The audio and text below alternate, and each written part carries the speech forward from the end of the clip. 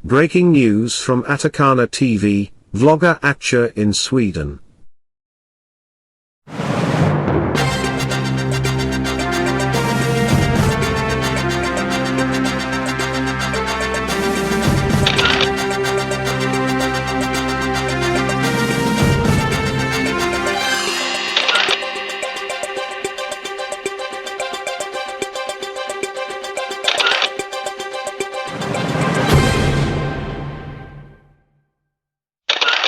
Hari ini yaitu hari Senin 27 Desember 2024 bertepatan di kota Aarhus, Denmark. Saya baru saja melakukan memperingati hari penyerahan kedaulatan Aceh kepada Indonesia oleh Belanda. Sengaja kita sedia itu bendera Denmark, berhubung kita tinggal di Denmark, dan juga bendera Palestin karena kita kerjasama sama Palestin.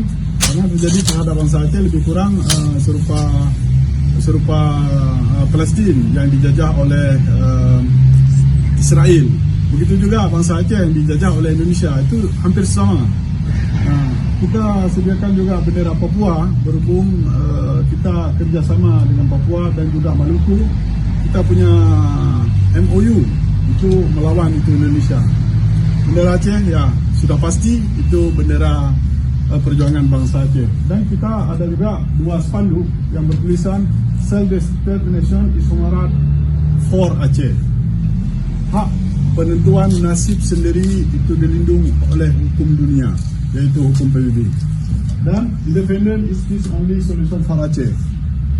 Tidak ada kata-kata lain selain merdeka. Solusi untuk Aceh adalah merdeka. Saya Muhammad Hanafiah, Koordinator Aceh Sumatera National Liberation Front ASNF di Denmark. Hari ini memperingati hari 75 tahun Belanda menyerahkan kedaulatan Aceh kepada RIS atau Republik Indonesia Syarikat. Mengapa saya melakukan hal ini? Agar semua bangsa Aceh khususnya untuk mengetahui yang bahwasanya Aceh itu masih sangat-sangat punya hak untuk merdeka dan tidak ada hubungan apapun dengan Indonesia, baik hubungan tanah, hubungan sejarah beserta hubungan-hubungan lainnya. Jadi harapan saya kepada semua bangsa Aceh untuk memperingati hari-hari momen yang sangat bagus, terutama hari penyerahan kedaulatan Aceh terhadap Indonesia. Jadi dalam hal ini Indonesia harus bertanggung jawab atas semua kejahatannya terhadap Aceh, baik di masa konflik Aceh darurat militer dan operasi militer beserta sampai hari ini masih ada kekejaman, keterpaksaan yang dilakukan oleh pihak Indonesia terhadap bumi Aceh. Jadi sekali lagi saya himbau kepada semua bangsa Aceh yang berada di luar negeri maupun di Aceh sendiri untuk melakukan aktivitas-aktivitas untuk memperingati hari-hari bersejarah terhadap bangsa Aceh. Dan kami menuntut pihak Indonesia berserta Belanda untuk menanggungjawabkan perkara Aceh ini yang belum selesai sampai hari ini. Free Aceh, Free Aceh, Free Aceh. 27 Desember 1949, 27 Desember 2024.